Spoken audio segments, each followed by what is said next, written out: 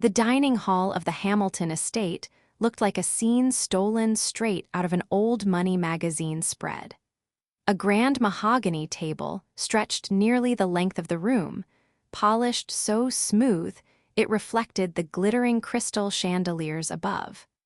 Gilded picture frames of ancestors who had never lifted a finger to work sneered down from the walls, silently reminding everyone of their place. At the head of the table sat my father, Charles Hamilton, in his tailored navy suit and crisp white shirt, his silver cufflinks catching the candlelight. My mother, elegant as ever, wore a pearl necklace that could have paid for someone's college tuition twice over. To his right, in the seat of honor, sat my older sister Isabella, glowing in a custom gown from a designer so exclusive you had to know a password to enter their boutique. And then there was me, Emily, black blazer, slacks, minimal makeup. I knew exactly how I looked sitting across from Isabella, plain, simple, unimpressive. That was the point. "Tonight," Father said, tapping his wine glass lightly with his fork, "marks an important moment for our family. As you know, your grandfather's estate has finally been settled." His voice carried the weight of finality, and immediately the room stilled. A hush fell over the table. The servers froze mid-step, and even Isabella's smug little smile straightened into a mask of anticipation. My mother's lips curled into the faintest of smirks, as if she already knew how this story would end. Father reached under the table and pulled out 2 envelopes. They looked harmless enough, white, thick, tied with gold ribbon, but in this family, envelopes decided fates. "Isabella," Father began, his eyes lighting up with pride, "you have shown true dedication and talent working alongside me these past years. Your understanding of the business world, your commitment to Hamilton Enterprises, has made me certain of one thing." He pushed the larger envelope across the table. Isabella didn't wait for a cue. Her manicured hand snatched it up like a hawk claiming prey. She beamed, leaning toward Father.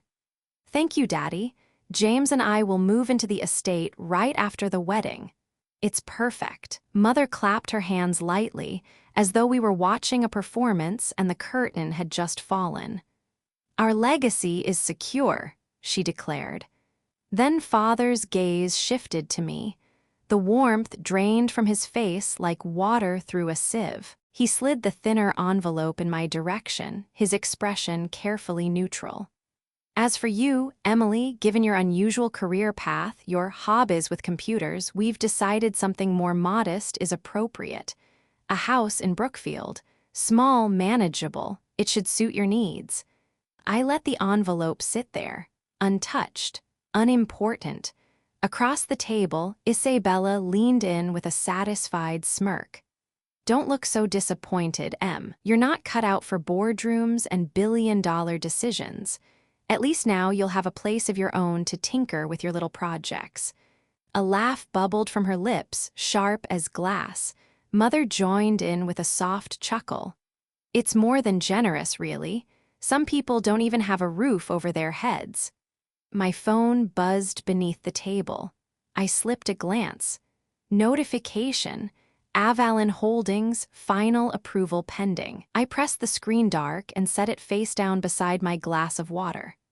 Father leaned forward, his tone shifting to something meant to sound kind but came off as condescending. "Emily, you've always been a dreamer, and dreams are nice, but business is built on discipline, structure, hierarchy. Perhaps in time we could arrange for you to work under Isabella. An assistant role, maybe. Learn the ropes properly." My pulse stayed steady, though inside I could feel the moment building, the irony of it all. They sat there in their silk gowns and polished shoes, convinced they were the sun around which the universe orbited. They had no idea that the ground beneath them had already shifted. Isabella leaned back in her chair, sipping her wine like a queen in triumph. "Maybe someday, Emily. If you work hard enough, I'll even let you lease one of my properties. A starter home for your humble ambitions." Another buzz from my phone. This time, I didn't need to look. I knew what it meant. I smiled faintly, raising my glass of water as though to toast the moment. The hook was already set, and soon the tables, quite literally, would turn. The silence stretched across the Hamilton dining hall for just a moment too long, heavy enough to press against my chest. Then, predictably, Isabella filled it with her voice, smooth, sharp, and dripping with superiority.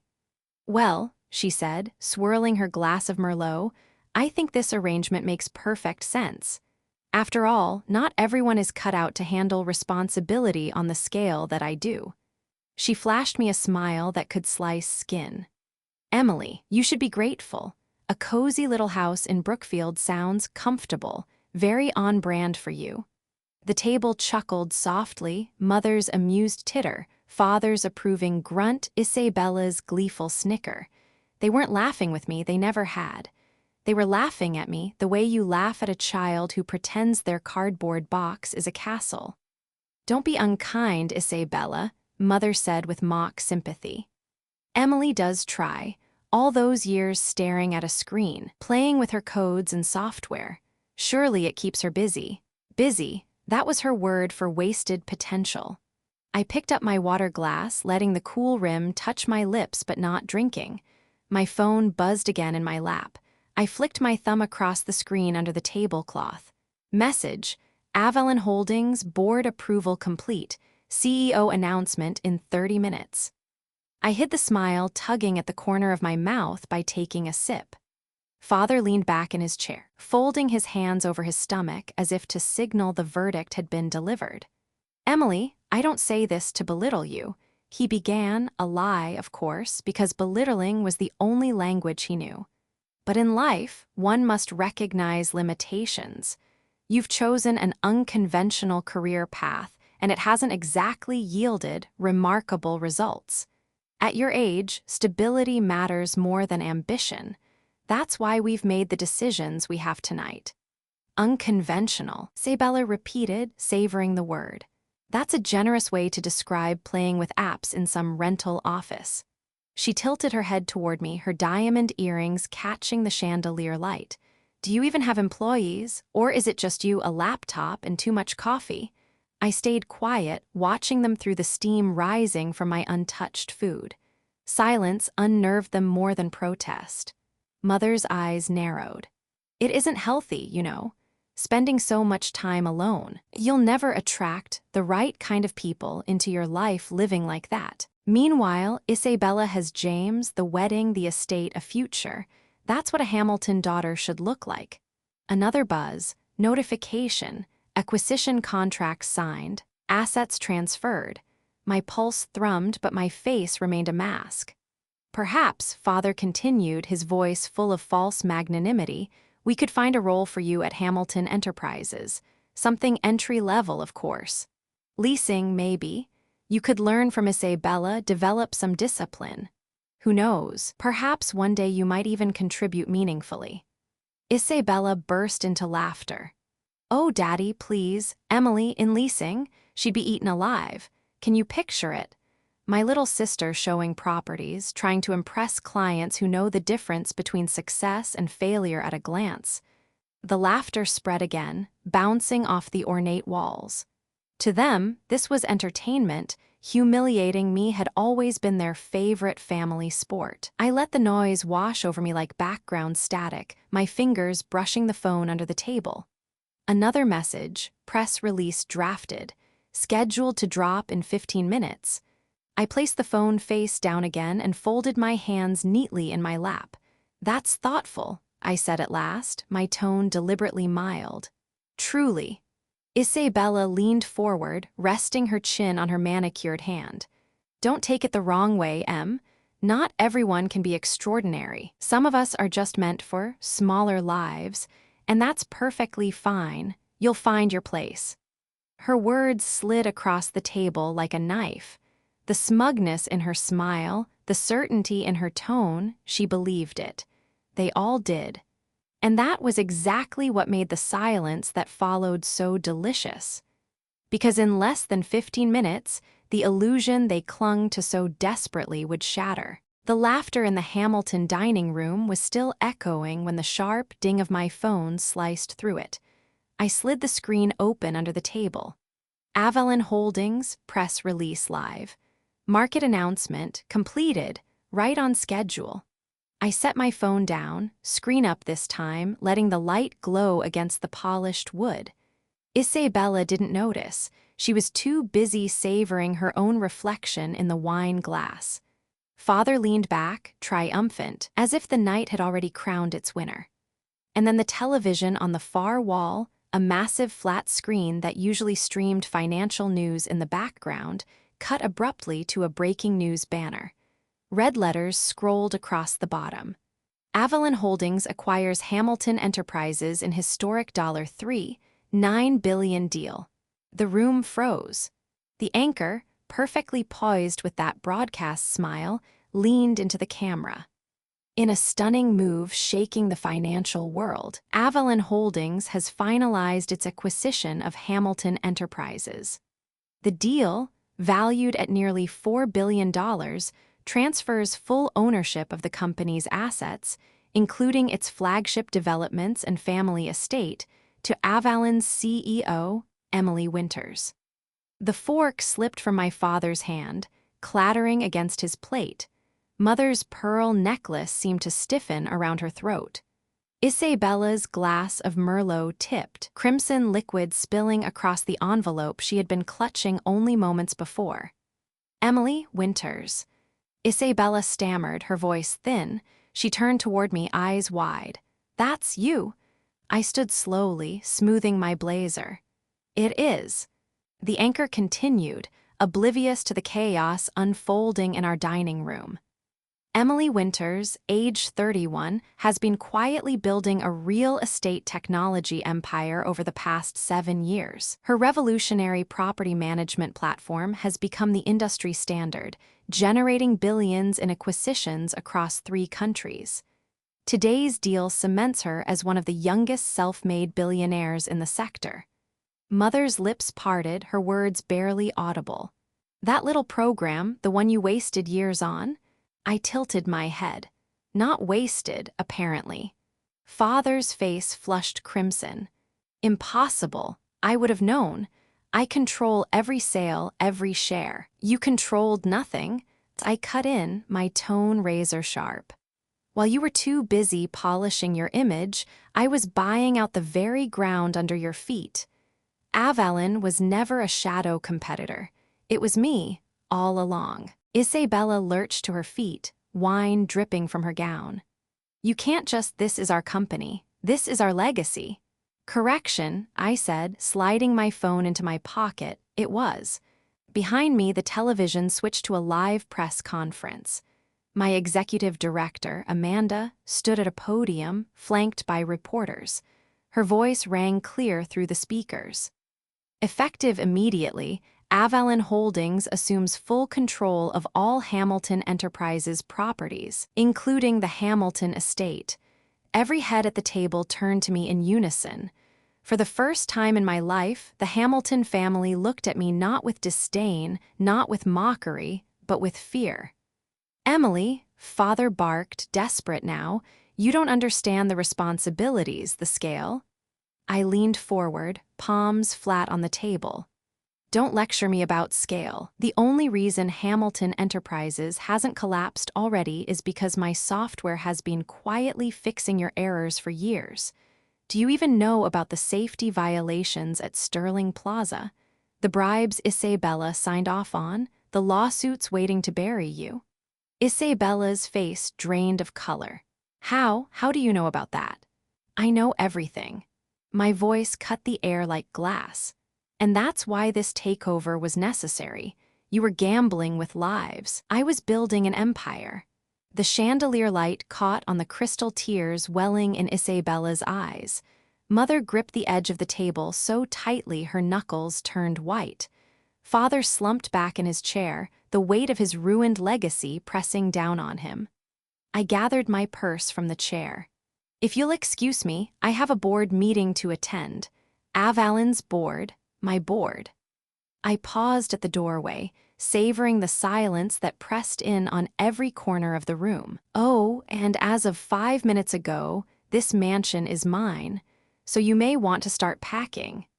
The television thundered on with applause from the press conference as I stepped out, leaving their stunned faces behind. For the first time in years, the air outside the Hamilton estate felt lighter. The heavy oak doors of the dining hall creaked as I pushed them back open an hour later. I hadn't planned on returning so soon, but Amanda's call had made it clear. They're panicking. They're already trying to spin this. Sure enough, my father, mother, and Isabella were still inside, huddled together like generals on a sinking ship. The grand table was littered with half-eaten dishes, spilled wine, and the forgotten remnants of a feast that no longer mattered. Father's head snapped up the second I entered. His tie was loosened, his once impeccable hair slightly mussed. "Emily," he barked, trying to summon his usual authority. "We need to discuss terms. This acquisition, it can't stand as it is. There must be a way to negotiate." I shut the door behind me and leaned against it, crossing my arms. "Negotiate? You mean undo the contracts, the filings, the board votes? That ship sailed hours ago." Mother rose from her chair, pearls still clinging to her neck, but her poise cracked. "Darling, please, we're family. Surely you don't intend to strip us of everything. Think of appearances, the Hamilton legacy." "Legacy?" I cut her off, the word sharp. "The same legacy that told me I was nothing, that my work was meaningless, that the best I could aspire to was being Isabella's assistant." Isabella slammed her palm on the table. "You don't get it. I am Hamilton Enterprises. I've been the face of this company for years. You can't just erase that." "Oh, Isabella," I said softly, pulling a folder from my purse. "You weren't the face of anything. You were a liability." I tossed the folder onto the table. Papers spilled out, reports, emails, financial statements. Isabella's eyes darted across them, recognition dawning like a storm. "These," I continued, "are internal memos detailing the Sterling Plaza fiasco, structural shortcuts, bribed inspectors, funds diverted into accounts you thought were hidden. Did you really think no one would notice, or were you too busy posing for photo ops?" Isabella's face drained of color. That's not proof. Those are authenticated." I interrupted, my voice like a gavel. "Verified by third-party auditors, and now in the hands of federal regulators. Do you know what would have happened if Sterling Plaza collapsed? Families buried under your negligence. That's your legacy." Father shot to his feet, his face red. "You went too far, Emily, airing our private matters to outsiders. You think destroying us makes you strong?" I stepped closer, my heels clicking against the marble floor. "I didn't destroy you, you destroyed yourselves. I just stopped the rot before it spread any further." Mother's voice cracked, brittle and desperate. "Emily, listen to me." "No." I slammed my hands flat on the table, the sound reverberating through the hollow room. "You listen. For years you belittled me. You laughed at my work. You dismissed me as a failure. Meanwhile, I built something greater than your entire empire from scratch, and you never even saw it coming." Silence hung heavy. Isabella clutched the incriminating reports, her perfectly manicured nails trembling. Father's jaw worked, but no words came. Mother sank back into her chair, eyes glistening. My phone buzzed. Amanda again. I glanced at the message. "Stock up 12% in first hour. Board waiting for you." I tucked the phone away and straightened my blazer. "I have a meeting to attend. The kind of meeting you'll never be invited to again." At the door, I paused, turning just enough to let the words cut through them like ice. "Enjoy what's left of dinner. It's the last meal you'll ever eat in this house as owners." And with that, I left them drowning in the wreckage of their own arrogance. 2 weeks later, the skyline looked different from the top floor of Avalon Tower.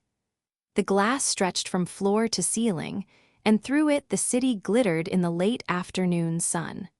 From this height, the chaos of traffic, the hum of ordinary lives, All of it seemed so far away. I sat behind a desk carved from dark walnut, the same kind of desk my father once lorded over, only larger, sharper, and mine. On the wall hung a framed mock-up of the next Forbes cover. The Quiet Architect, How Emily Winters Built an Empire While Her Family Slept. Amanda's voice crackled through the intercom. "MS, Winters, your family is here again." I glanced at the security feed. My father, once a titan in tailored suits, stood slouched and disheveled in the lobby. My mother clutched her pearls as if they might anchor her. Isabella, pale and restless, looked like a starlet who had aged 10 years overnight. "Send them up," I said. Moments later, the three entered my office. The air shifted immediately, their presence thick with unease. They didn't stride in with the confidence of Hamiltons anymore. They shuffled, hesitant, as though stepping into foreign territory. "Emily," father began, then stopped himself. His voice softened, brittle. "MS, Winters, we wanted to discuss arrangements." "Arrangements?" I asked, leaning back. "Like the ones you made for me at that dinner table?" Isabella's hands twisted together. "We're sorry for the way we treated you, for underestimating you. We didn't know that I was capable." I cut her off. "That I was more than a hobbyist with a laptop." Her eyes filled with tears. We don't have anywhere to go. The estate, our home, it's under renovation," I finished for her. "Soon it will reopen as the Avalon Innovation Center, a hub for female entrepreneurs, the kind of support I never received from you."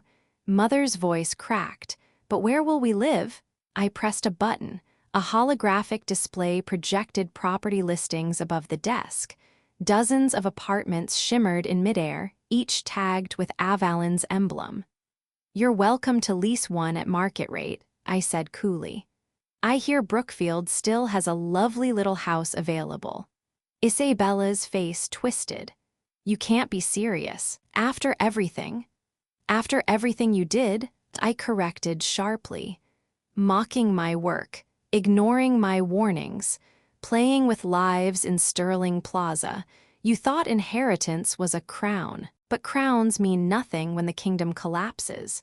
Proper management matters, that's what you never understood." Father sank into the chair opposite me, his shoulders bowed. "Please, just give us one more chance. A seat at the table, something." I closed the folder in front of me with a soft snap. "You had a seat at the table. You chose arrogance over competence, and now the table is mine." Amanda appeared in the doorway, tablet in hand. "MS, Winters, the board is waiting. Also, the mayor's office confirmed your meeting on the Sterling Plaza reconstruction." I stood, smoothing my Armani blazer, feeling the weight of their eyes on me. "Show them the available units, Amanda. They'll need to decide quickly. My time is too valuable to waste." As my family shuffled toward the door, defeated shadows of the people who once ruled my every waking hour, I added one last line. "Oh, Isabella, that little house in Brookfield you thought was good enough for me? It's worth more now than all your failed projects combined." The door closed behind them, and silence reclaimed the office. I turned back toward the city's skyline, lifting a simple white coffee mug, not crystal, not gold-rimmed, just plain and mine. "To Brookfield," I whispered, "to the house that once symbolized my exile." And everything it led to. The sun dipped lower, gilding Avalon Tower in a blaze of light. And I smiled, knowing the sweetest revenge wasn't just success. It was success they never saw coming. This was just one story.